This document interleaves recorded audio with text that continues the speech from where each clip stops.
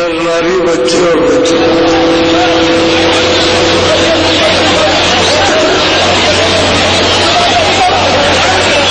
मालिक का भेद सुनने को मिलता नहीं है। सुनाने वाले, जो प्राप्त करने वाले, उनके पास आप पहुंचते नहीं। तो जो गोपनीय राज है वो आपको मिल नहीं सकता। किताबों में जो लिखा हुआ कुछ नहीं समझ में आएगा। किताबें लोगों के घरों घरों में, अगर उसको जान लिया होता तो सबका घर स्वर्ग जैसा हो जाता, सब लोग सुखी हो जाते, सब लोगों में प्रेम रहता, सद्भाव रहता, श्रद्धा रहती, सेवा भावना रहती, आदर सत्कार होता और किसी प्रकार का कोई विकार नहीं रहता। लेकिन जब आपने उन किताबों को उलट दिया और उसी का अर्थ आपने जगत भोगों में लगा दिया, तो ये सब विकार जिस तरह से बादल आते हैं वैसे छा गए और उन विकारों से हम सब लोग, चाहे वो धनी से धनी हो, चाहे निर्धन से निर्धन हो, सभी ये अनुभव करते हैं कि दुखी है। कोई ये अनुभव नहीं कर रहा क्यों? उसको सुबह शाम जिसके पास है उसको भी चिंता लगी हुई और जिसके पास नहीं है उसको भी चिंता। लेकिन उन रास्तों पर जो बताया था चलते रहते तो सब सुखी रहते, स्वर्ग जैसा सुख रहता, कोई कलेश नहीं होता, बीमारी नहीं। अब ये सब चीजें लग गई तो जीवन जो है एकदम से कमजोर हो गया। बुद्धि में कमजोरी, मन में कमजोरी, इंद्रियों में कमजोरी, काम में कमजोरी, चलने फिरने में, भाव, सब चीजों में कमजोरी आ गई। और कमजोरी का सबूत है कि गिर गए। अगर वो चीजें रहती तो ताकत रहती है, लोगों में शक्ति रहती, ज्ञान विवेक रहता और सब लोग उसका उपयोग करते। अब कोई नहीं उसका उपयोग कर रहा। तो महात्माओं की सबको जरूरत थी, एक को नहीं, किसी भी कौम और जाति का हो उसको फकीर और महात्मा की जरूरत है ही। बिना उसके अपना कोई भी काम नजात का या मुक्ति मोक्ष का या स्वर्ग और वैकुंठ का या आत्म कल्याण का नहीं हो सकता, होगा ही नहीं। उनके मिलने की जरूरत है। लेकिन जब जब आप किताबों को याद करो तो उसमें यही सब में लिखा है कि तुम पूरे की खोज करना। सबने लिखा, कोई ऐसी किताब महापुरुष की नहीं है जिस पर ये लिख दिया हो कि न खोजना, मतलब तुमको मिल गया अब आगे नहीं खोजना, ये नहीं। सब कह के जा रहे खोजना, उनकी तलाश करना, कहीं न कहीं मिल जाएगी। और किसी जात को भी मिले, तुमको मनुष्य से मतलब है, जब वो मिल जाए तो मनुष्य, उससे मतलब है, जाति से कोई मतलब नहीं। उसका अगर भेदभाव रखोगे तो संकीर्ण हो जाओगे। तो खुले हुए विचारों के रहो। जहाँ सुकर्म होता है वहाँ भेदभाव की क्या जरूरत है? वो तो पवित्र कर्म है। अशुद्ध कर्म तो अशुद्ध कर्म में भेदभाव रखो, पवित्र कर्म है उसमें क्या भेदभाव? तो उनके यहाँ तो पवित्रता रहती है। आप जाति में संकीर्णता ले आओगे तो जो उनके पास है वो मिल ही सकेगा कुछ। तो सबने कहा, आपको ये बताया, पहले यहाँ कुछ नहीं था, न जमीन थी, न आसमान था, न जल था, न अग्नि थी, न वायु और न आग थी। तो न ये पूरब था न पश्चिम था। जब ये नहीं होगा तो ये भी नहीं होगा। ये भी सूरज और चांद नहीं थे, न तारागण। और स्वर्ग भी नहीं था, वैकुंठ भी था, ब्रह्मा भी नहीं थे, विष्णु भी नहीं थे, शिव भी नहीं थे, और इनके ऊपर आद्या मां शक्तियों भी नहीं, और ऊपर में जो ईश्वर है, जो खुदा, वो भी नहीं थे, और उसके ऊपर में माया, माया के ऊपर में ब्रह्म, वो भी नहीं थे, फिर उसके ऊपर पृथ्वी, और पृथ्वी के ऊपर पुरुष, वो भी नहीं थे, और महाकाल भी नहीं था, और कोई भी रचना नहीं थी। ऊपर में जितने ये सब विस्तार किया सत्पुरुष ने, वो भी नहीं थे, उसके ऊपर अलग पुरुष भी नहीं थे, अगम पुरुष, बस वो एक अनियानामा अग सच्चिदानंद प्रभु धामा, जो आपकी रामायण में कहा कि एक अन्य अनामा अग सच्चिदानंद प्रभु धामा, एक था, कोई नहीं था, कुछ नहीं था। यहाँ जब कहीं नहीं था कुछ, तो क्या, जब वहाँ कोई नहीं था तो वो अकेला था, और ये सब उसी में समाया था, सब उसी में था, और उनका लोक और धाम और उनकी रचना वो अकय है। अकय का मतलब है कि कोई नहीं कह सकता, उसको अकय कहते हैं।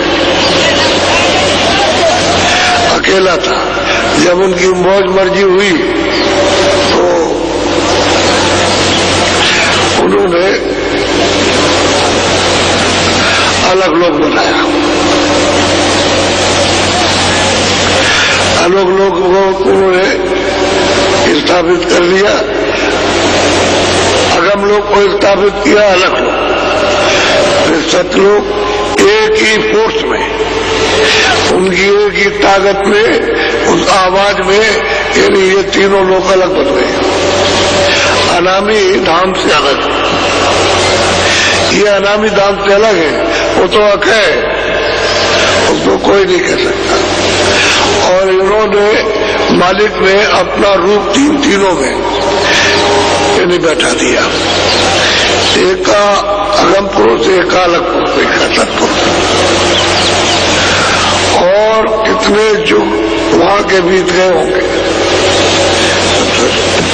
कुछ नहीं सब एक रस, वो तीनों देश एक रस है, उसमें कोई निज रूप है उनका, उसमें जब वहां पहुंच गए तो पहचान लिया, सत्पुरुष की मर्जी हुई है उनकी, जो सत्पुरुष सतलोक में है उनकी मर्जी हुई, उन्होंने ये विस्तार किया, तो उन्होंने, उनके पास कोई ताकत तो कम है नहीं, तो उन्होंने अपनी आवाज से ये सब किया, सारे मंडल, सारे लोग, अनंतों लोग, अनंतों ब्रह्मांड एक ही आवाज में तैयार कर दिया, और कुछ भी बना सकते हैं, उनकी मौजूद, उनके पास तो कोई कमी है नहीं, और भी निर्माण कर सकते हैं, एक ही आवाज में उन्होंने ये सब मंडल बनाए, और यहाँ कोई नहीं था, खाली आवाज, और ये सब बना दिया।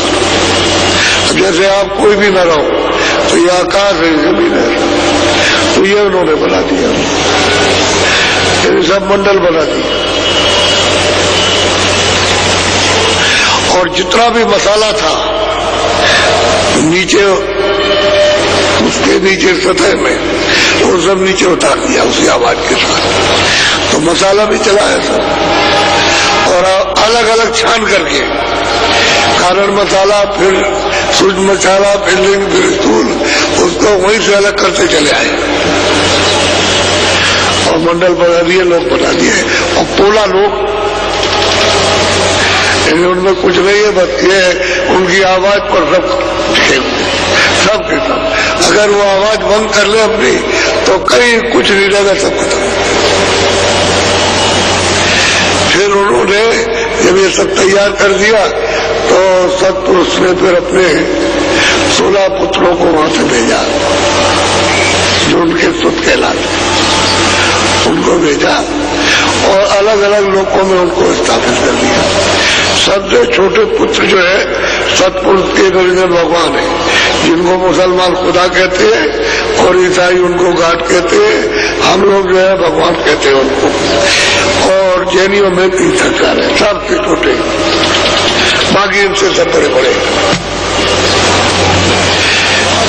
ये सबसे छोटे पुत्र हैं। जैसे मतलब ये है, घर में अगर आपके बच्चे हों, 6 बच्चे हुए तो सबसे छोटा, और सबसे बड़ा कौन, उससे कौन छोटा, उससे कौन छोटा, उससे कौन छोटा, उससे सबसे छोटा कौन, तो सबसे छोटे ये जो नीचे ले आकर के तो इनको अपनी आवाज पर उतारा। उनके लाने की आवाज अलग है, उसको ले करके उतार दिया और अपने अपने स्थानों पर इनको भर दिया। तो इनका स्थान है सेंटर कमल, ये सबसे नीचे स्थान है। इसके ऊपर में त्रिपुटी, उसके ऊपर में 10वां द्वार, उसके ऊपर में भगवान, और 12 जो है उनके अलग है। इनको उतार के बैठा दिया। फिर इन्होंने अपने स्थान पर बैठ करके, वो एक तरह का धुरा है, ऐसे घूम रहा, उसी में बैठे हुए और झूल रहे, ऐसे पूरा का पूरा। ये जितना भी है पूरा मंडल घूम रहा है। ऊपर भी ऐसे, इसका राउंड सबसे कम ऐसे, और उसका उससे भी तेज, और उसका उससे भी तेज, और उसका उससे भी तेज है, सब घूम रहे। और बीच में ये सब झूला झूल रहे हैं, बैठे हुए सब झूला झूल के सब तपस्या कर रहे हैं। उसी का ध्यान अखंड हो रहा। और कितने युग और कितने कल्प एक तक ध्यान होकर सब लोग कर रहे हैं, उसी तक पुरुष कर रहे हैं। तब इनसे सत्पुरुष प्रसन्न हुए। कोई छोड़ा छोटी मोटी तपस्या तो की नहीं है, बहुत सब किया। तब इन्होंने सबने तपस्या की और सबसे प्रसन्न हुए। पूछा, भाई तुम, हम तुमसे खुश है, तुम क्या चाहते हो हम देंगे। तब इन्होंने मांग लिया वरदान। तो सत्पुरुष में मतलब ये, अब कह दिया कि अच्छा दे देंगे। फिर ये सुरतों को जो चेतन थी उनको भेजा, उनको भेज दिया होता। तो उन्होंने अपने शब्द पर इनको भेजा। उनके शब्द का आने का अलग है, सुरतों का शब्द अलग है, उनको इन पर उतार दिया, लेकिन लाए उसी रास्ते पे। और उन्होंने कहा कि देखो तुम जा रहे हो नीचे, तो शब्द को मत छोड़ना, यानी आवाज मत छोड़ना, नाम को मत छोड़ना, पकड़े रहना। उसी को साउंड कहते, इसको पकड़े रहना, छोड़ना नहीं। उतार दिया, वो चले, सबको खंडों में तकसीम कर दिया, बांट दिया, सुरतों को बांट दिया, इतना ये इतना, सबको बांटा है। और ऊपर में तो खचाखच, जितने ऊपर जाइए खचाखच, कितना दिया है ऐसा मालूम होता है कि यही सागर है, खचाखच भरा हुआ, कोई जगह इतनी भी जगह खाली नहीं, इस तरह का है। तो गिनती तो सत्पुरुष को सभी मालूम, जितना दिया उनके पास तो गिनती है, औरों के पास उनको दे दिया, यहाँ उसकी कोई गिनती नहीं। इन्होंने सबने फिर धीरे अपने अपने स्थान पर आकर के अपनी आवाज पर, अपनी धाराओं पर उतार दिया सुरतों को। इन्हीं जीवात्माओं को अपनी धाराओं पर उतार के नीचे ले आए सब, यानी एक नहीं, सब जिस स्थान पर आए उसने, वो तो शब्द वहां रह गया, अपने शब्द को उतारा और अपनी धाराओं को उतार लिया किरणों पर। वो किरणें हैं और बेशुमार किरणें, यानी गिर नहीं सकता, इतनी किरणें हैं। और वहां मालूम होता है कि क्या है, उतार के ले आए तब के तब, और अपने अपने मंडल में ले आकर के फिर जो मतलब ये है कि जिस तत्व में थे उन तत्वों का इन पर आवरण डाल दिया, कारण डाला, फिर सूचन डाला, फिर लिंग डाल दिया, फिर ये डाल दिया। अब ये सबसे जड़ स्थूल है ये, बस यहाँ आकर के फिर आपको देखा कि ये नहीं फंसेंगे तो कैसे फंसेंगे, तो कानून बनवाया, फिर विष्णु महादेव को पैदा किया आध्या महाशक्ति से। और फिर ये जब आए तो एक सूरत को, 3 सूरतों को यहाँ भेज दिया कि जाओ इनको जाकर के बताओ जाकर के कि नियम बन गया है, कानून विधान बन गया और तुमको सबको दिया जाता है कि हमें इसका पालन करना। ये इसमें पाप पुण्य अच्छा बुरा न्याय न्याय सत्य सत्य, और इसमें 4 खाने कि तुम अगर गलत काम करोगे खानों में फिर तुम नरकों में जाओ, ये सब सुनाया और आपको अधिकार पूरा दे करके और तारीख उसकी तिथि निश्चित कर दी। बस उस तारीख से फिर आपको ये लगेगा, पहले नहीं था। पहले तो जितने भी मनुष्य शरीर में खोल दिया ये सब सुरतें वापस गई। तो जब उस समय वापस चली गई तो अब आप निर्मल हो जाइए, अब चले जाओगे आप। जब उस समय पर सब गए, तुम्हारी रामायण में लिखा है, जब पूरा उनको बोध हो गया तो उन्होंने लिखा है सतयुग जोगी सब क्या। जब सत्य का समय यहाँ आया था, जब विधान नहीं बना था तो सब तब तक सब जोगी विज्ञानी थे और सब यहाँ से चले गए लोग।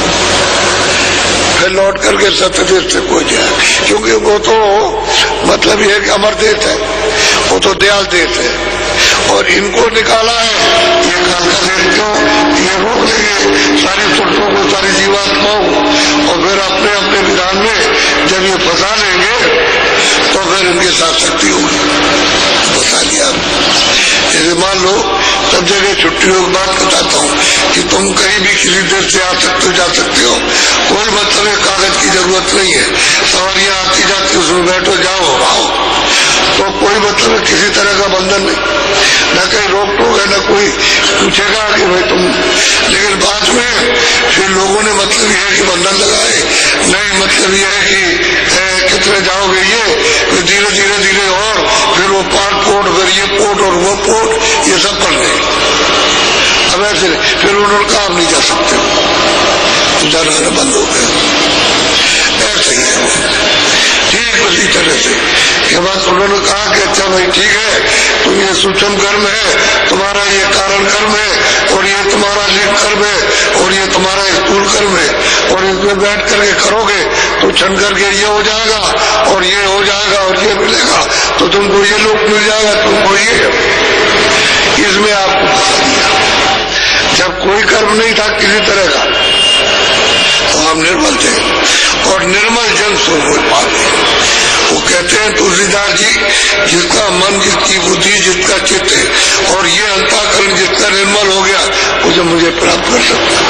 कोई हो चाहे धोबी में हो, चाहे भंगी में हो, चाहे अर्जन में हो, चाहे ब्राह्मण में हो, चाहे क्षत्रिय में हो, चाहे वो मतलब ये किसी हो, शेख हो, सैयद हो, कोई भी हो, वो उसे प्राप्त कर सकता। और जिसका मन और अंतःकरण जिसका दिल मेला रहेगा वो कहते मुझे कभी नहीं देख सकता। तो तब तो सब यानी सब निर्मल थे, पवित्र थे, मन पवित्र, बुद्धि पवित्र, चित्त अंतःकरण सब पवित्र, और वो लोग आते जाते थे, सारी सुरतें आती और जाती थी। पीछे से ये बंधन लगा दिया। फिर पीछे से उन्होंने कहा कि नहीं, तुमने ये अच्छा कर्म नहीं किया तो चलो तुम हमको वहां डालेंगे जेल खाने में। तो इससे निकाल के पशु पंछियों की योनि में बंद कर दिया। और उन्होंने कहा नहीं, तुमने बहुत ज्यादा गलती की है, तुमने जीवों को बहुत मारा और सताया तो तुमको नरकों में ले चलेंगे, वहां तुमको जलाएंगे और काटेंगे, वह याद करते तो वहां ले गए। तो ये उनका विधान बन गया। अब आप उसके कर्जे में दिया और दिया, इस कर्जे में आप फंस गए, ये पाप। अब ले दो, जिसके साथ दिया और दिया अब उसी से ले और दो, तो ये लेने देने का कर्जा है। ये कर्जा अगर ये बंद हो जाए आपका लेना देना और ये सब, तो फिर आप निकल जाओ यहाँ से। कर्जा देश का तो ये काल का देश हो गया। उन्होंने कहा काल के देश में आपको ये सब देना पड़ेगा, चाहे कोई भी आएगा, जो भी कर्म करेगा यहाँ कर सबको देना। इस तरह से सब जीव फंस गए। जो किताबों में लिखा था थोड़ा बहुत, अब वो भी याद नहीं रहा, क्योंकि बताने वाला कोई नहीं रहा कि चलो भाई इतना बता देते तो ये करते रहते तो इतना तो कम से कम ये शुद्ध रहते, चलो स्वर्गी में पहुंचते रहते।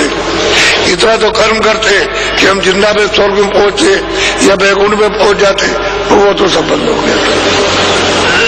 अब खाली मतलब है ऐसे धरने से ऐसे कि हमने तुम पे पानी चढ़ा दिया और तुमको मतलब ये है कि हमने स्नान कर लिया, बस ये हाथ जोड़ लिए, इससे काम होने वाला कुछ नहीं। क्योंकि गंदगी तो सब जमा, गंदगी तो ये कोई चीज नहीं, सूरज की रोशनी नहीं गंदगी खत्म करती, गंदगी तो मतलब जल खत्म नहीं करेगा, क्योंकि अंतःकरण पर गंदगी है और ये शरीर के ऊपर है। ये कर्म आपका जो जमा हुआ है वो शरीर के ऊपरी हिस्से में, इस आकाश के ऊपर। ऐसे देखने से पता नहीं आता है बाहर की आंखों से, जब अंदर की आंख खुलती है तो पता चलते हैं कि हम तो इस आकाश के ऊपर है। ये जो कुछ भी देखने को मिल रहा इस आकाश के ऊपर मिल रहा, वहां कर्म जमा है। तो जब कर्म वहां जमा हुआ कुछ जाएगा नहीं, तो ऐसे करने से क्या होगा? अरे भाई तुम तो चेतन कर्म करते तो मतलब ये समाप्त होता, अब चेतन कर्म किया नहीं तो धुलाई कैसे होगी? न तो आपने ध्यान लगाया, न आपने आसमानी आवाज सुनी, न आपने कुछ देखने का चेतन आंख है, तो चेतन से चेतन देखने की कोशिश करनी चाहिए। तो जब आंख साफ हो जाती तो वह धुलाई हो जाती, तो वो तो आप बन गया। अब महात्मा मिले नहीं तो इसलिए हम सभी लोग भटक गए। और ये चीजें जो आप सुन रहे हो ये आपको कोई सुनाएगा नहीं। महापुरुषों ने तो लिखा, वो तो जो जाने लगे तो लिख गए, और प्रेमियों को जो उन्होंने जो कुछ दिखाया, जो कराया उन्होंने और कराया और पहुंचाया उन्होंने। लेकिन ये है कि आपकी समझ में नहीं आएगा जब तक कि जानने वाला न मिले, तब तक ये चीजें समझ में नहीं आ सकती। इसलिए आपको उसका कारखाना समझ में नहीं, तो आप बड़े ध्यान से सुनो। पहला स्थान क्या है जिस पर राम बैठे हुए? राम कहते हैं तीन लोक के मालिक को, वो अवध निवासी है, यानी सहजल कमल में उनका निवास है, समझ गए?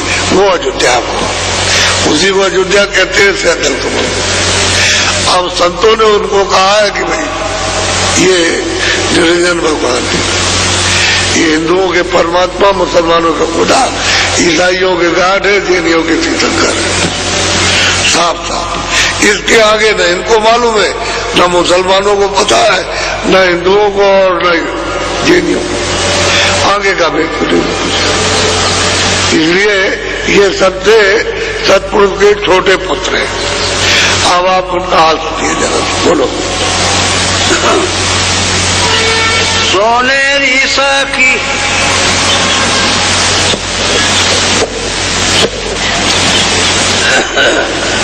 सोनेरी सखी तोई भेद बताऊं, प्रथम स्थान खोल कर गाऊं। वो सभी सुरतों को कहते हैं कि हे सुरतों,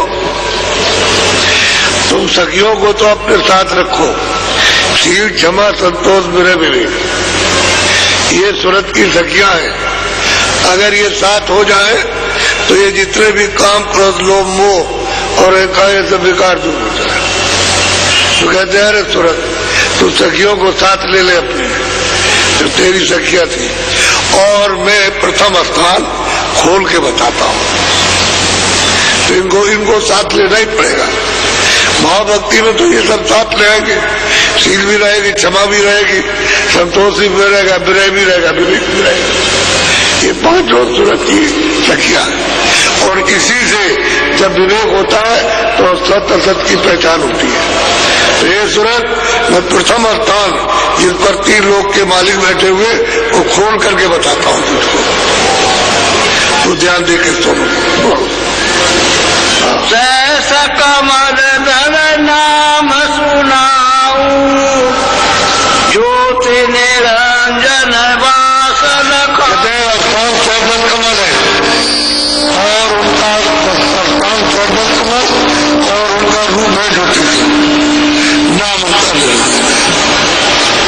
खोल करके तुझको बताता हूँ कि सर्वल कमल में बैठे हुए और सैफ टूटारों वाले, और इन्हीं को श्याम सुंदर कहते हैं, और बहुत ही सुंदर है। यानी जब कोई देख ले तो इन्हीं पर कुर्बान हो जाएगा, निशावर हो जाएगा अपने आप को कि यही सब कुछ है। ऐसा मालूम होता है कि नूर का खजाना यही है।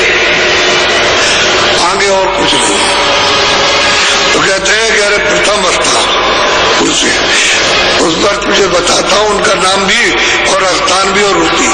तो स्थान सैदल कमल, रूप उनका ज्योतिष रूप और नाम निरंजन है, यही नाम है। अब कुछ भी आप इनको कह लो, ये नहीं वो खुदा कह ले, तुम ईश्वर कह लो, वो मतलब है कह ले गाठ, वो कह ले, लेकिन है ये। अब इनके 100 नाम रख दीजिए, लेकिन नाम उनका नाम यही है, उनका उच्चारण में यही है। और जो है वो अपना बताएगा, अपने नाम को बताएगा, वो अपना नाम बताएगा। जैसे किसी ने पूछा आपका क्या नाम, तो बताएगा कि मेरा नाम जो है वो जगदीश राम या रमेश राम है। वो भी आगे पूछेगा साहब आपका क्या नाम है, वो आप बताना पड़ेगा कि आपका, और ये रूप है और ये नाम है, इसी रूप का ये नाम है, वो तो सब बताना पड़ेगा, बताएगा ये नाम है, ये उनका रूप और ये रहने का स्थान है। तो कहते हैं सूरज सखियों को साथ ले ले और मैं तुझे खोल करके प्रथम स्थान को बताता हूँ, खोल करके, छुपा के नहीं, खोल करके बताता हूँ। बोलो। करता तीन लोक ये ठाऊं, वेद चारी नर से। कहते हैं ये 3 लोक के करता है, जो सैदल कमल में रहते हैं, जिनका नाम निरंजन है, रूप उनका जो स्वरूप, ये 3 लोक के मालिक, ये इसी स्थान पर रहते हैं, इनका दूसरा और कोई स्थान नहीं। ये नीचे नहीं आ सकते और न ऊपर जा सकते, अपने स्थान ही बनेंगे। और तीनों लोगों के ये करता धरता है। यहाँ के स्वर्ग वैकुंठ और जो उनका लोक है, जो सूक्ष्म लोक है, उसके ये करता धरता है। ये 3 लोग बहुत विधि विधान से बता रहे हैं, ऐसा नहीं अलग अलग करके कि नाम उनका ये, रूप उनका ये, स्थान ये। ब्रह्मा विष्णु महेश तीनों पुत्र इन्हीं के ये। और क्या कहते हैं कि भाई देखो ब्रह्मा विष्णु और महेश ये तीनों मतलब ये है कि इन्हीं के, जो सैदल कमल में रहते हैं, जो खुदा और गाड और परमात्मा जिनका नाम निरंजन, इन्हीं के पुत्र है।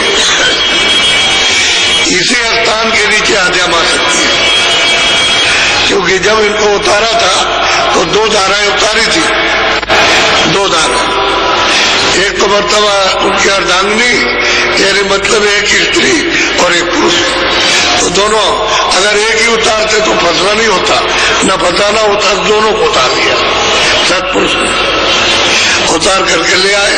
तो कहते हैं कि यही 3 लोक के मालिक है और इन्हीं के ये 3 पुत्र हैं और इन्हीं से इनकी आवाज थे, सैदल कमल में इनकी आवाज, उसी आवाज से इन्होंने जब समाधि लगाई तो इनको सुनाई दी, इन्होंने बनाए ब्रह्मा ने।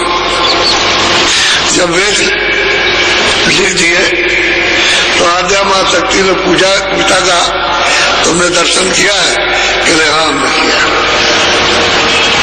तो ध्यान लगा करके उसने देखा कि इन्होंने नहीं किया, फिर उसे पूछा विष्णु से कि तुमने पिता का दर्शन किया, तो कह लगे हमने नहीं किया।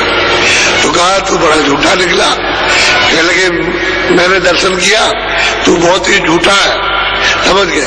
तो उसको तुरंत सलाम दे दिया कि जाओ जगत में तुम्हारी कोई पूजा नहीं करेगा, और 2 से कहा कि तुम्हारी जगत में पूजा होगी।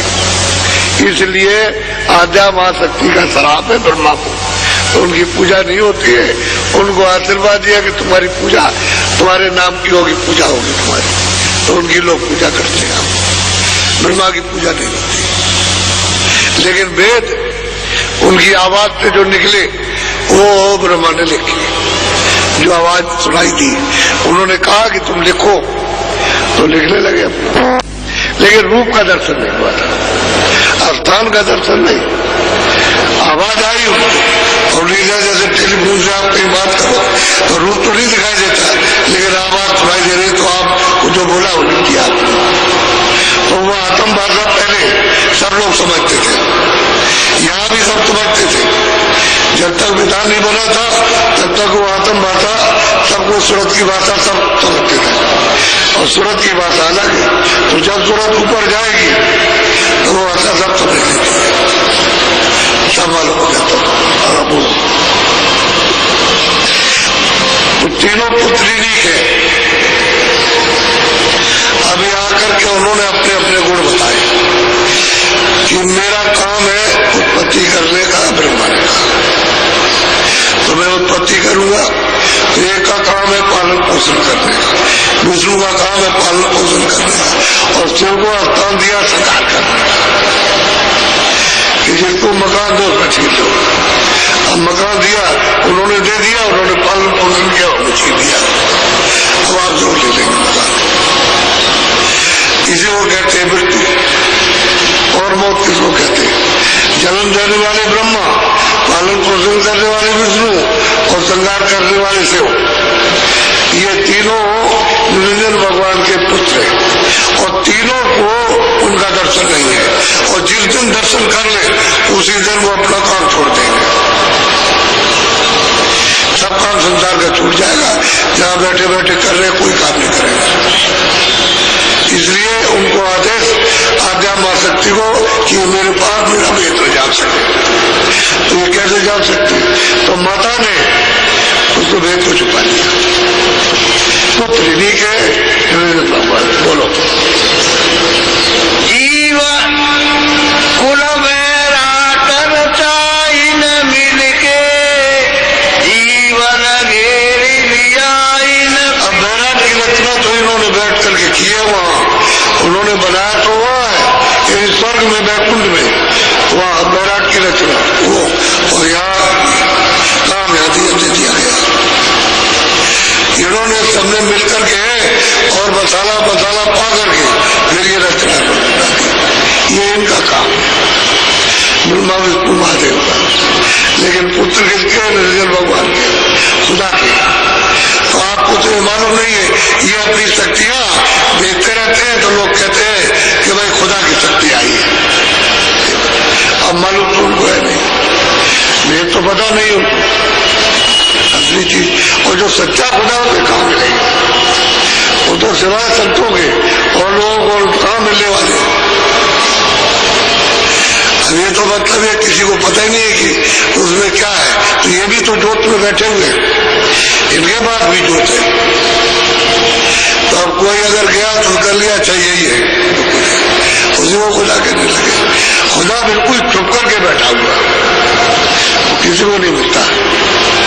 संतों ने उसको आकर के साफ साफ जान किया, बताया कि देखो भाई वो है, और आप लोग को समझते नहीं। हिंदू मुसलमान सब भूल गए, जैनी और ईसाई सब भूल गए, सब भूले बैठे। कुछ अगर वो किताबों को कुछ थोड़ी बहुत भी समझ लाने लगे तो कुछ का कुछ हो जाए, लेकिन वो किताबों को उल्टा जो उसमें है वो नहीं, दूसरा कर रहे अपना मनमानी, मनमुखी सब काम करते, मनमुखी धर्म चल रहा और मनमुखी काम हो रहे, किताबों का काम हो रहा। जिस शरीयत में आपको रहना चाहिए था उसमें कोई नहीं है, न हिंदू है, न मुसलमान, न सिख, न ईसाई, वो सब उन्होंने छोड़ दिया और सब मनमुखी हो गए।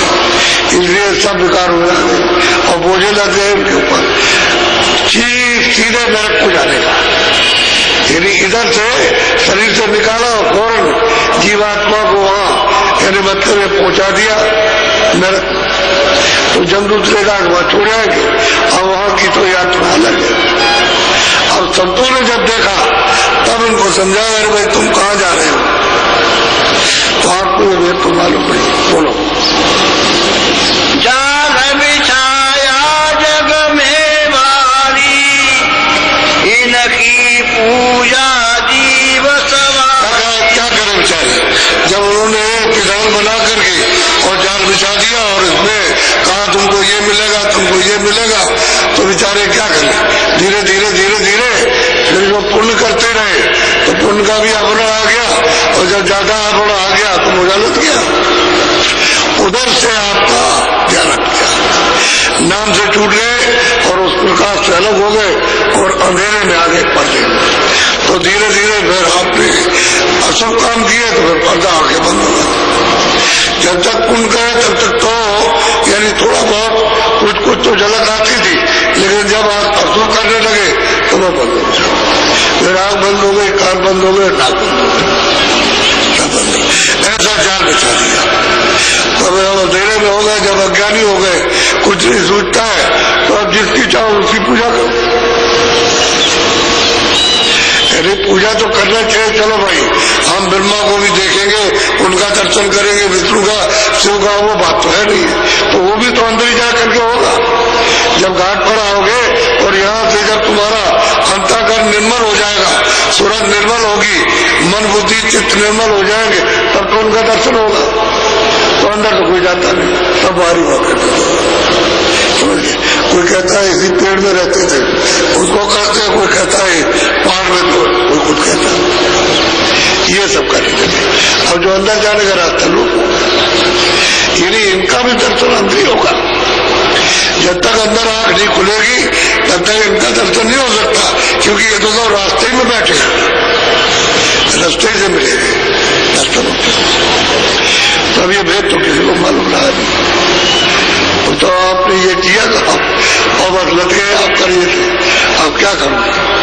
बस फंसे जाल में, पचे कर्म में, धोखा खाया। अब कहते हैं कि फंसे जाल में फंस गए और जो कर्म किया है धोखा खा गया, फिर उससे हमको कुछ नहीं मिला, धोखा खा गया। हम कहते हैं हमको पुण्य मिलेगा मरने के बाद। अरे भाई पुण्य की जगह पाप कर रहे हैं, समझ लो पुण्य, तो आपको कैसे मिलेगा मरने के बाद? वो तो आपकी समझ है, वहां तो पाप हो रहा और आप कह रहे हो पुण्य कर रहे हो, और जो पुण्य कर रहे हो उसको कह रहे हो पाप की। तो न इससे कुछ मिला रोकते, अब इस जाल में फंस गए और कर्म किया उससे धोखा खा गए। यानी ये क्या कर लिया, न करते तो अच्छा था, न करते तो तुम फंसते नहीं, लेकिन कर्म करने लगे तो मतलब जाल तो बिछा दिया उन्होंने, और कर्म करने लगे तो बस धोखा खा लिया। अब वो रास्ते नहीं मिलता, जो वापस जाने का था वो बिल्कुल ही भूलते सब। अब एक खाने पीने में और सोने में भी मार काट मिले इसी में, और देख लो ये खुद मुक्त मोगी हो, इसी जाल में फंसे और रो रहे, चिल्ला रहे। बोलो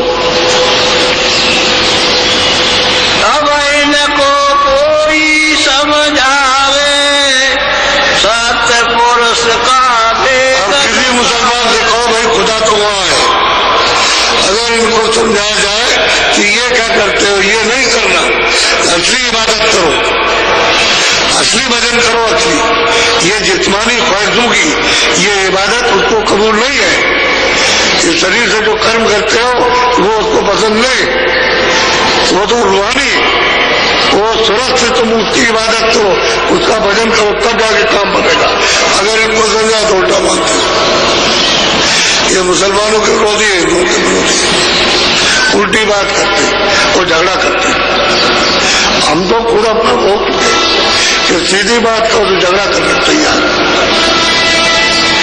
वो तो बताते हुए हम तो लोग ही हैं, इनको बताने से वो झगड़ा करते हैं कि हम नहीं मानते आपकी बात को, तो बताइए और क्या होगा। और वही महापुरुष कहते हैं कि भाई अगर उनको बताया जाए कि खुदा ऐसे मिलेगा, वो चलो खुदा का दीदार दर्शन करो, भगवान का साक्षात्कार, तो कहते झगड़ा करते, तो इनको नहीं छोड़ा चाहते। जो जाल बिछाया और जो कर्म किया उसमें बच्चे बिल्कुल भरम में आ गए, उसमें बच्चे तो भरम नहीं जाएगा तो आप उधर कैसे जाओ? झगड़ा करते। सच्ची बात, सच्चा रास्ता, सच्चा निशान, सच्चा उसका नाम, सच्चा रूप उसका बताया जाए और उसी की आवाज यानी पकड़ाई जाए। ये बात आवाज से उतारे गए और उसकी आवाज सामने है, लेकिन ये है कि आप झगड़ा करो, क्या नहीं जानते, तो बताओ फिर महात्मा क्या करेंगे? चुप हो जाए। जब ये अपना भला नहीं चाहता मनुष्य नहीं पाकर, तो अब क्या करें? उससे कौन झगड़ा करे? वो तो दयालु है, वो तो दया करना चाहते हैं कि भाई किसी तरह से इसके ऊपर दया हो जाए, तो आप उन्हीं से झगड़ा करते हैं जो कुछ देने वाले होते हैं। अरे भाई लड़का घर में रहता ने 2-3 चाटे माने मार दिए और उसको खीर और पूड़ी बना के दिए, ले बेटा खाओ, तो बस उठा के फेंक देता है। ठीक वही हालत है आपकी कि महात्मा कुछ दे तो उठा के फेंक देते इतनी गुस्सा, इतना क्रोध है आप, इतनी अज्ञानता है, जो देते हैं और फेंक देते हैं वही बच्चे की तरह। फिर उसको चुपकारते उठ के चल देता, भागने लगता, मैं ठीक ही हालत है। ये तो महात्माओं का अनुभव है। बोलो। तो नहीं माने झगड़ा ठाने, पक्षपात कर कहते कि भाई मानते तो है नहीं, झगड़ा करते हो, पक्षपात करते, ये जो कहोगे उसको नहीं मानेगा, हम तो ये अपना मानेंगे, उस पर मानते कि हमारा तो यही है जो कुछ है। तो स्वामी जी महाराज कहा करते थे कि जिसकी आदत पड़ जाती है किसी तरह की कोई काम हो तो वो आदत बहुत देर में छूटती है। तो ये इनकी आदत पड़ गई है, अब वो आदत नहीं छूटती। आदत छोड़ने तो मिल जाए तो मतलब ये, अरे भाई चीज तो अपने पास है, सब खजाना अपने पास भरा हुआ, खोदना कोई और बिना खोदे मिलेगा नहीं। चीज तो अपने पास अपने आंखों के ऊपर है, अब वो खोदना है तो खोदने के लिए कोई हमको उसकी युक्ति बता दे कैसे खोदेगा तो ऐसे मिल जाएगा। तो थोड़ा सा सहारा दे दे तो आप खोद सकते हो और मिल जाएगा। उल्टा कुआ गलत हुए और बिरला के भर के पिए, बिरला पंछी पीता है। पंछी कहते हैं सूरज को कि उड़ने वाले तो तुम बन जाओ, निर्भर तो हो जाओ, उड़ जाओ, निर्भर होते ही उड़ोगे, लेकिन वो कोई तब नहीं। तो कहते हैं झगड़ा करते और पक्षपात करके और आलोचना तरह तरह की और चले जाते हैं, बस ये होता है। और ये मौजूदगी में यही देखा गया। बोलो। या से मैं तो को समझाऊं, ये सब ठग खुल कर जतलाऊं। महापुरुष कहते हैं कि अरे सूरज, मैं तुझको खुल करके समझाता हूँ, ये ठगे और तुझको ठग रहे हैं, समझ गए, और तेरी जान ले लेंगे और तुझे 84 नरकों में भेजेंगे। तेरा इनमें से कोई जो ठग है हित कोई नहीं चाहता, सब इस जाल में, इसलिए तू मेरी बात को मान ले और इनसे निकल जा तो तू अपने रास्ते पर चल तो मिल जाएगा। क्योंकि रास्ते में तो ये सभी है, सब रास्ते में एक ही धारा में, सब एक ही सड़क है, उसी पर ये सब बैठे हुए और उसी सड़क से जाना उसी से जाना, सड़क तो एक ही है, उतारा तो एक ही रास्ते से, कोई दो रास्तों से तो उतार के लाए नहीं। बोलो। इनके मार्ग तू मत जाए, तू संतन की बड़ा साफ साफ कहा, इसमें धोखे में मार्ग क्यों जाते हो? जो जाल बिछाया है कर्म किया फल गए, अब उसी धोखे में फिर चले जा रहे हो। तो कहते हैं कि मैं तू खुल करके समझाता हूँ कि इनके मार्ग में तू जा, संतों के पास पहुंच और उनकी खोज कर वहां पहुंचा तो इससे बचाएगा। तो तू कर्मों से जाल से भी बचेगी, 84 से नरकों से भी छुटकारा हो जाएगा और तेरा अंतःकरण ये वो साफ कर देंगे सब, क्योंकि उनके पास तो इसकी औषधि है। नए नए में दुरुदोष में मंजन, अगर नेत्रों में औषधि लगा दी जाए तो देह बाग खुल जाएगी। यही तो आप कहते हो डॉक्टर से कि आंखें खराब हो गई, दवा दे दीजिए, तो कोई ऐसी दवा डाल दो कि पर्दा साफ हो जाए। तो कर्मों का पर्दा है, तो संतों के जाकर के यात्रा मांगो कि दया कर दीजिए, कृपा कर दीजिए, आप खो दीजिए, तो दवा डाल देंगे, दे देंगे दवा। तो नेत्रों पर जो जमा है वो दोष जो कालमा साफ हो जाएगी तो आँख खुल जाएगी, तब दिखाई देना शुरू होगा। तो कहते हैं तू जा सकता है बात, मैं तुझे बताता हूँ तेरे हित के लिए, और तू धोखा खा गई तो मनुष्य शरीर चले जाएगा, फिर नहीं मिलेगा तुझको। और क्या कह सकते, इतना इशारा करना उनके लिए बहुत बड़ी चीज है। अब तुम अपने अधिकार का उपयोग न करो तो आप जाओ। अब ये कहो कि मालिक ने भाई दे दिया, दान में दी हुई चीज ली नहीं जाती। जब दान में दे दिया, खुशी में दे दिया, तो उसका रास्ता अलग है। तुम संतों से प्रेम करो तो ले जाएंगे, फिर कोई नहीं रोक सकता। अरे तुम्हारे साथ घर में बच्ची रहती है, 20 बरस 25 बरस तक रहती है, और जब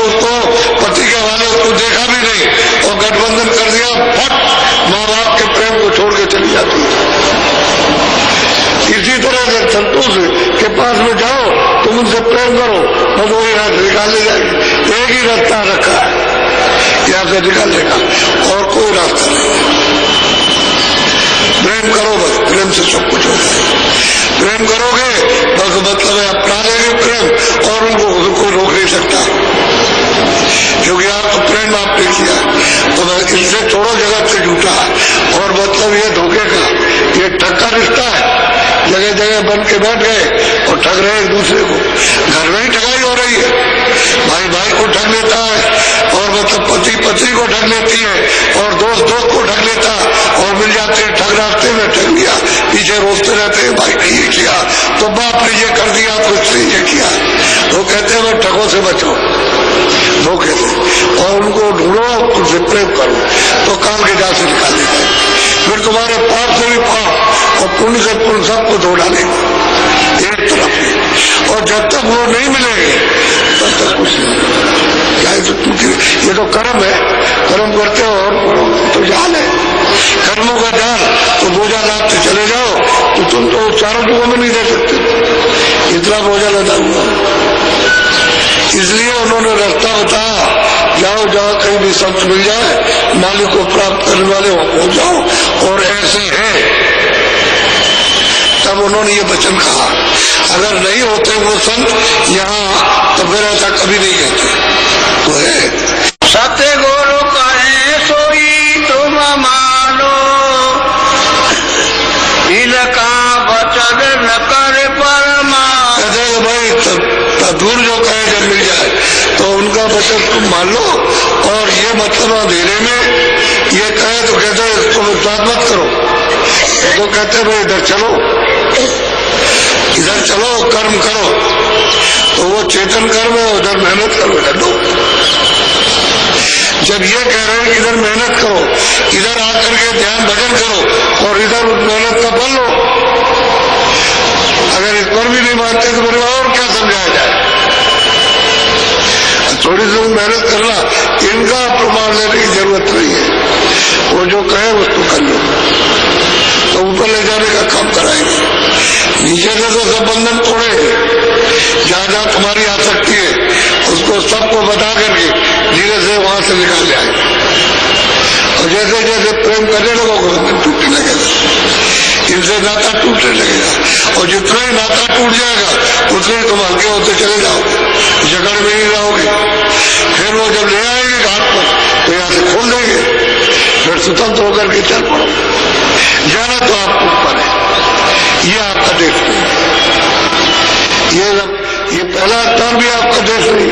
अगर इनके यहाँ भी पहुंच जाओ तो यहाँ से वहां आराम है, कोई तकलीफ वहां नहीं, आनंद है। लेकिन वो आनंद उतनी देर का है कि यहाँ 100 बरस का, वहां 1000 बरस का। उस आनंद को बोल लिया और बस सीधे फिराओ। फिर किसी अमीर घर में, राजा घर में जन्म लिया और फिर वहां फिर कर्म करो और सीधे नरक। वो छोड़ने का प्रतिज्ञा देता है। तो ऐसा क्या करना?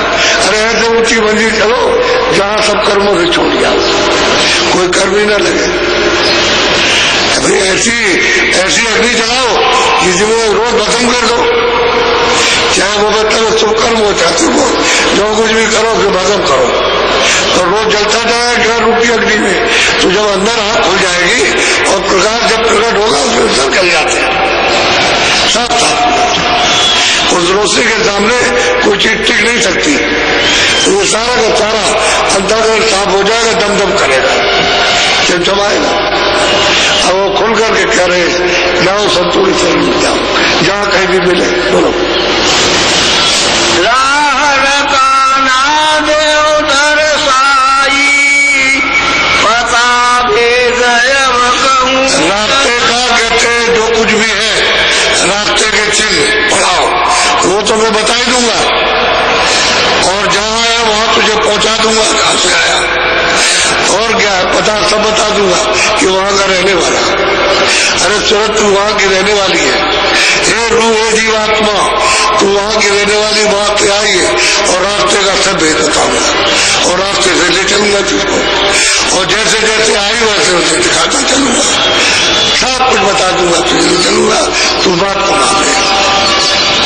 सब बताऊंगा, बात को मान ले। और मनाना चाहते तुम मान जा और घर की तरफ चल पड़ा। और क्या सिखाना, ये तो तेरा घर नहीं, ये तो जो कुछ भी देख रही 84 और नरकों के चलन का रास्ता है। ये अपने घर में जाने का नहीं कि हम जीवात्मा को घर पहुंचा दें। शरीर तो नाश हो जाएगा, तुझे वहां डाल देंगे, तुझे उसे बंद कर देंगे, तुझे तो फिर क्या करेंगे, कुछ नहीं। वो तो किसी कह भी नहीं सकती, वहां कोई जाएगा भी नहीं और कोई उसकी आवाज भी नहीं सुनेगा। ये दशा है वो तो काल की अत्यंत मतलब है क्यों, यानी मतलब ये है कि यात्राओं की कोठरी है, तो चिल्लाते रहो, सुनने वाला कौन है? लाखों मील आवाज जाए कोई नहीं सुनता, तो ऐसा काम क्यों करती है? तो रहा रास्ते का भेद, और जो जहां से आई वो तेरा मालिक, वो सब कहते हैं दिखा देंगे, दर्शा देंगे। दर्शाने का मतलब दिखाना, लगा देंगे, लगाने का मतलब है दिखाना है कि देखिए मालिक तेरा। कहते आजा, ऐसे कहते आजा तुझे, और चल तुझे सब रास्ते का भेद बता दे, और वहां ले चल के तुझको दिखा देंगे। सीधा सीधा कह रहे हैं, और उसमें इधर उधर की बात नहीं है, कहते दिखा देंगे। तू हाथों जाओ उधर से, बोलो। मन और सूरत लगाओ तिल पर, ये गोबर घटया। कहते हैं कि तू दोनों आंखों को बंद कर और मन को यहाँ दे, यहाँ ये तेरा द्वार है, ये यहाँ पर बैठी हुई है घाट है, यहाँ तो सामने देख तो एक तिल दिखाई देगा, एक छोटा सा, तिल से भी छोटा दिखाई देता है, सुई की नोक के बराबर। कहते हैं तू अपनी दृष्टि को यहाँ घेर करके तू रह जा, खड़ी हो जा, खड़ी हो जा, तो मैं दरवाजा खोल दूं। अब तू इधर से मन को साथ लेकर के खड़ी नहीं होगी ऐसे देखने के लिए, तो मैं दरवाजा क्या खोलूंगा? तेरी आंख तो उधर है, इधर आ जाएगा, सामने इधर है, तो दरवाजा खुल जाए चल पड़ेगा, फिर ये सब मिल जाएंगे सबके सब। जो अधिष्ठ जो बैठे हुए काम कर रहे हैं, इन सबका दीदार दर्शन होगा, ज्यों कहते हो जिस शकल में उसी शकल में दर्शन होगा। बैठे हुए और काम कर रहे हैं अपना, बोलो। निरखो खिड़की देखो तिल चौका, चित्त लगाओ राखो। कहते हैं कि जब तुम्हारा तिल खुलेगा, खिड़की खुलेगी और सामने चौक आएगा, तो प्रकाश ही प्रकाश हो जाएगा। जब चौक पे खड़े हो जाओगे तो वो दर्शेगा किसी को वो है, तब आपको चौक पर खड़े होकर, चौक एक लंबा सा फक मैदान है चमकता हुआ, अंधेरे से निकलकर दरवाजे से खिड़की बाहर खड़े होगे और ऐसे करके देखोगे तब पता चलेगा, तब मालूम होगा, तो आंख खुलेगी तब। अरे भाई तुम्हारे सबके अंदर दिव्य आंख है, तीसरा नेत्र है अंदर, और सबको खोलने का अधिकार है कि ये को नहीं, सब खोल सकते हैं, लेकिन रास्ते का भेद और बच्चों में घाट की जुक्ति वो तो जानकार से मिलेगी, वो जब तक नहीं देगा आप चलोगे नहीं, क्या करोगे उधर चलकर? आपको मालूम ही नहीं कि ऊपर में कोई रास्ता है, अंदर की आंख का कोई रास्ता है, उधर कोई देश है, उधर कोई लोग है, उधर कुछ दिखाई देता होगा, कुछ नहीं मालूम। ये देख रहे हो आप भूल जाए तो यूं ही अंधे और आंख है तभी अंधे, ये दोनों चीजें आंख बंद हो जाए तभी स्वप्न, और आंख खुली है ये सब स्वप्न की चीजें।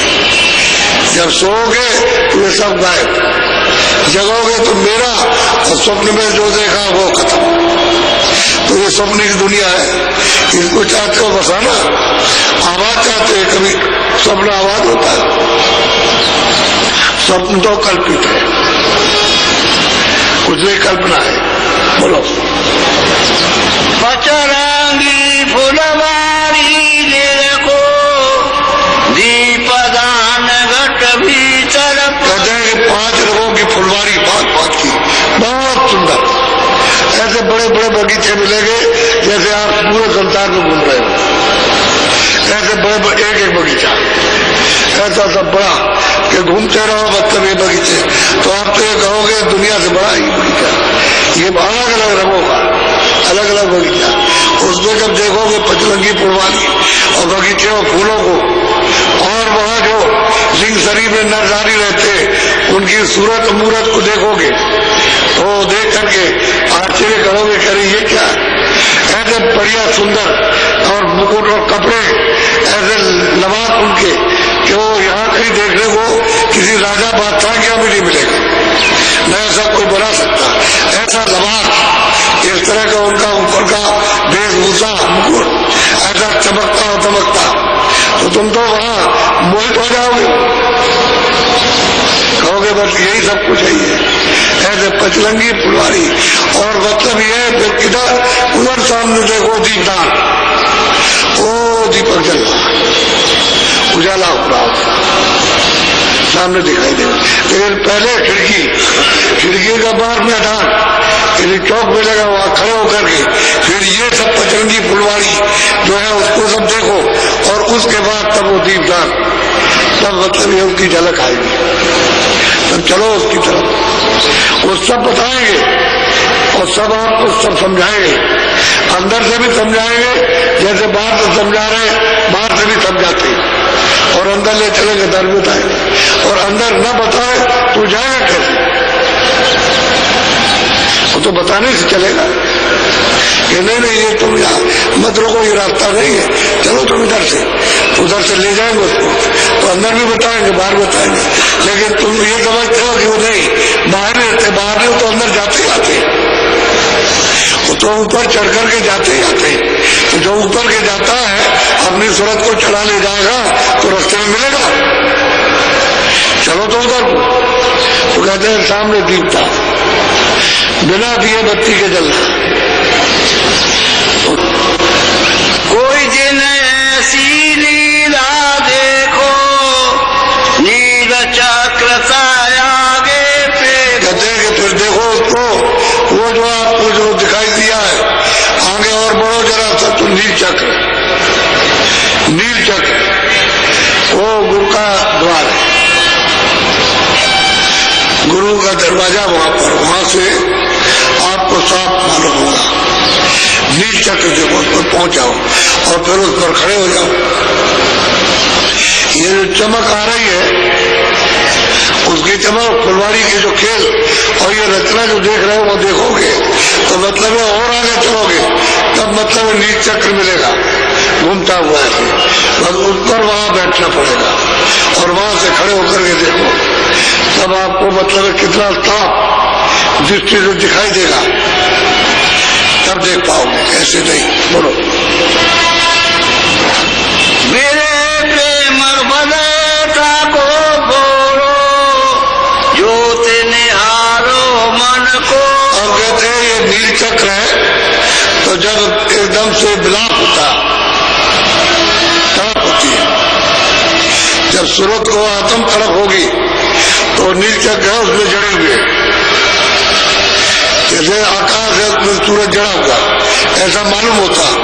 इसी तरह से पता चलता है कि नीला आकाश है लेकिन इतना चमकदार वो जड़ा हुआ हो, कहते हैं बिरह से तो वो एकदम से टूट जाएगा और एकदम धड़का होगा, इतनी आवाज होती है जोर की, इतनी आवाज होती है कि मूर्छा आ जाएगी कि सारा संसार टूट गया एकदम से, इतनी जोर की आवाज होती है। तो कहते हैं भाई उसको बिरह से फोड़ दो, बिरह होगी तब, जब बिरह से फोड़ोगे तब वो सच्ची ज्योत का दर्शन होगा, जो निरंजन भगवान बैठे हुए तब दर्शन होगा। उसी को गोस्वामी जी महाराज ने बहुत रोए, वो थोड़े नहीं रोए, बहुत रोए, वो घर में बैठे रहे तो रोते ही रहते थे कमरा बंद करके, तब जाकर के वो फूटा, तो जब वो फूटा और दर्शन हुए तो मोह विलोकराम मुस्काई, उस सैदल कमर में निरंजन भगवान ही राम है। जब वो खुश हो गए, प्रसन्न हुए तो उन्होंने रास्ता दे दिया, यानी खोल दिया, तो उधर गए, यानी अंदर पेट में नहीं, वो तो रास्ता उधर जा, मात खड़े हो गए, उधर देखते हैं कि वो बहुत प्रकार की सृष्टि है, बहुत प्रकार के लोग हैं और सब जगह दिखाई देता है सब लोग करके। तो उन्होंने देखा, अब वही बात कहते हैं ज्योत में इसको फोड़ो तो फिर जाकर के तुमको दिखाई देगा दर्शन, तब साक्षात्कार होगा। नहीं तो वो प्रतिबिंब दिखाई देता रहेगा। तो प्रतिबिंब को तुम समझोगे तो ऐसा था, इस तरह का था, ऐसा था, जो जैसा देख लेगा कह देगा एकदम ने देख लिया, और देखेगा नहीं। वो तो नील चक्र नहीं मिलेगा तो ऊपर उनको नहीं देख सकता था। जब नील चक्र टूट जाएगा, वो टूट जाएगा, खुल जाएगा, तब जाकर कल साक्षात्कार दर्शन होगा। ऐसे नहीं हो सकता। तो उसके लिए विरह चाहिए, बड़ा रोना, यानी कपड़े भीग जाए तब जाकर के ये काम होता है। उसे हंसी खुशी का काम नहीं है। बहुत विलाप होता है उसमें, बहुत रोती है, बहुत चिल्लाती है, और बहुत प्रार्थना करती है तो टूट जाता है, टूट जाता है। जहाँ हो जाती है महापुरुष की। बोलो बोलो।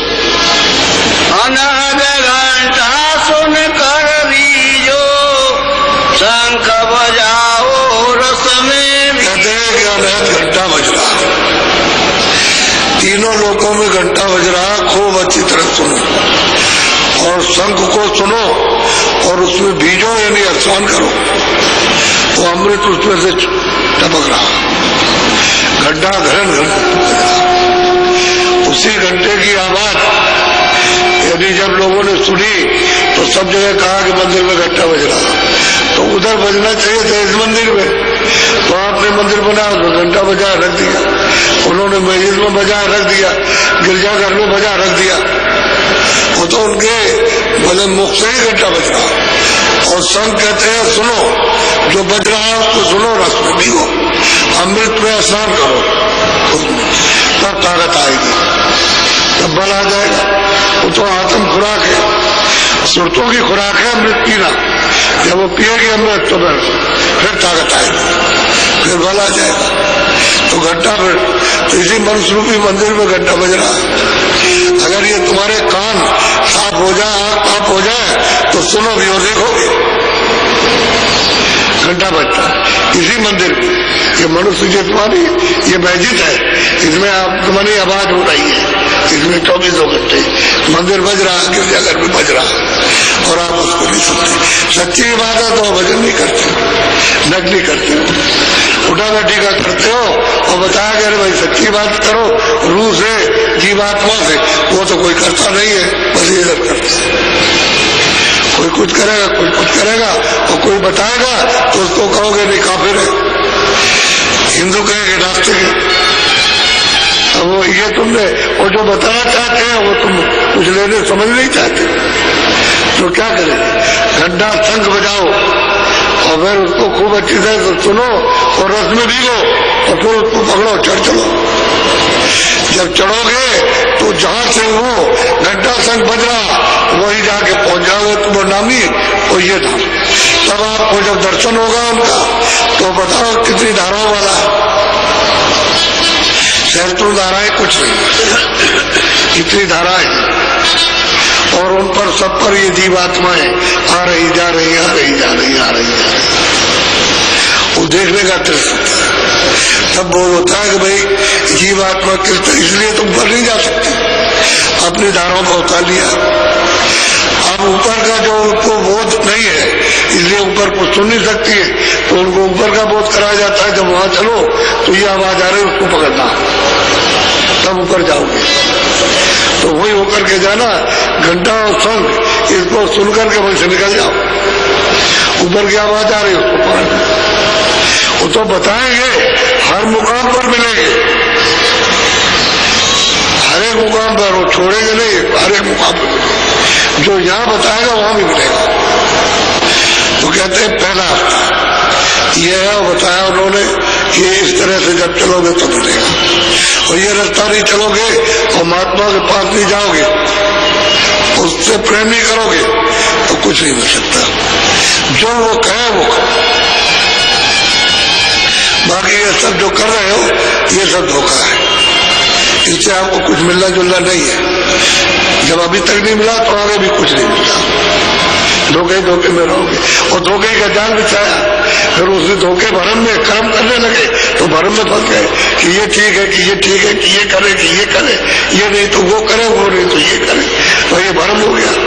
अब भरम में कोई काम नहीं आया, न ये काम न वो काम, और इसी में बस करके मनो शरीर समाप्त हो गया, चले गए।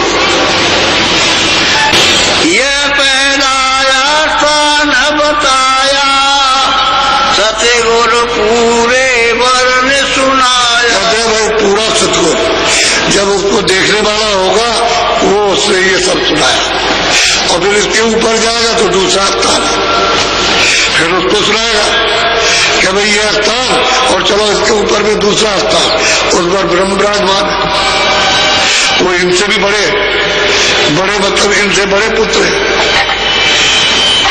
जब वहां पहुंचो, वहां चलोगे तो उससे मतलब वो ऊपर है, तो उससे तीसरा जो है उससे भी बड़ा है, तो उसका देश भी बड़ा है। इनका देश सबसे छोटा और ब्रह्म का देश इससे बहुत बड़ा, बहुत ही बड़ा, और ऊपर में जो है और बहुत बड़ा, बड़े से बड़ा। तो जब तक वो जानने वाला नहीं मिलेगा तब तक ले कौन जाएगा, वही ले जाएगा। तो आज आपको केवल ये बताया कि किन लोगों से मिलेगा और वो लोग क्या क्या पाते हैं, ये आपको इसी के साथ समझ आती जाएगी। इसलिए आप लोग इस रास्ते पर चलो तो साकारी रहो, ना आपका घर छूटेगा, ना आपकी खेती छूटेगी, न दुकान, न दफ्तर, न मजदूरी, ना आपके बाल बच्चे। उसमें वहां जहाँ काम करते हो लगा हुआ काम है, ये शारीरिक पोषण के लिए उद्यम है, इसको अपना अपना करते रहो सब लोग, और जो चीज मिले इसकी मरम्मत पट्टी करो, इसको निरोगी रखो। तो साकार से और संयम से निरोगी रहता, और साकार नहीं रखोगे संयम नहीं रख सकते। साकार रहेगा तो संयम का भी विचार रहेगा, ये शरीर संयम से बरतो, तो इससे काम जो लो संयम से लो, ताकि मतलब ये है कि टूट फूट न जाए। जब टूट फूट जाएगा तो बेकार हो जाएगा। क्यों बीमारी को बुलाते हो? साकारी रहो, असुधार मत करो कि तुमको इससे ताकत मिल जाएगी, इससे ताकत मिलेगी, इससे मिल जाएगी, इससे ताकत मिलेगी। ताकत लेकर के तो तुम बर्बाद हो गए। जितना ही औरों का विश्वास किया उतना ही अशुद्ध आहार करके और आपने अपने शरीर को बिल्कुल एकदम रोगी बना दिया, रोगी से भी रोगी बना दिया, और अब आप दवा खा रहे हो, अब वो अच्छा तो नहीं रहा। ऐसा नहीं, संयम जो है साकारी रहो। घी है, दूध है, अनाज है, सब्जी है, फल है, सूखे गीले, उसको आप खाइए जितना हजम कर सकते हो, कोई बनाई नहीं है। अच्छे कपड़े, अच्छे कपड़े, इसको ठीक रखो। ये किराए का मकान है, उसने कहा कि मेरे मकान को तुम ठीक रखना, जैसा हम दे रहे वैसे ही हमको वापस कर देना, इसमें गंदगी को भरना नहीं, और हमको साफ कर देना, और तुम मेरे मकान में बैठ करके अपना यानी काम कर लो, यानी मालिक के पास पहुंच जाओ। ये नहीं कि मैंने रोक लिया, तो मैंने इसमें नहीं रोका, मैंने तो जो हमारा कर्जा लोगे उस पर रोके। तुम कर्जा हमारा अदा किए जाओ तो चले जाओ। मैंने तुमको पूरी छूट और पूरी आजादी दी है, उसमें जाने के लिए कोई बंधन नहीं, लेकिन कर्जा को दे दो तो कर्जा अदा कर दीजिए। तो कर्जा अदा करने के लिए संतों के पास जाओ, कर्जा अदा कर देंगे। जब उनसे प्रेम करोगे तो वो कर्जा आपका अदा हो जाएगा, वो अदा कर देंगे। उनके पास अदा करने की क्षमता है, शक्ति है उनके पास, सब कर देंगे। और वहां नहीं जाओगे तो ये कर्जा अदा नहीं होगा। इसलिए साफ साफ उन्होंने कहा, तो आप साकारी रहो, सुधार करो। और हम ठीक हो, साधु नहीं बनाते, सब अपने अपने घर में रहो।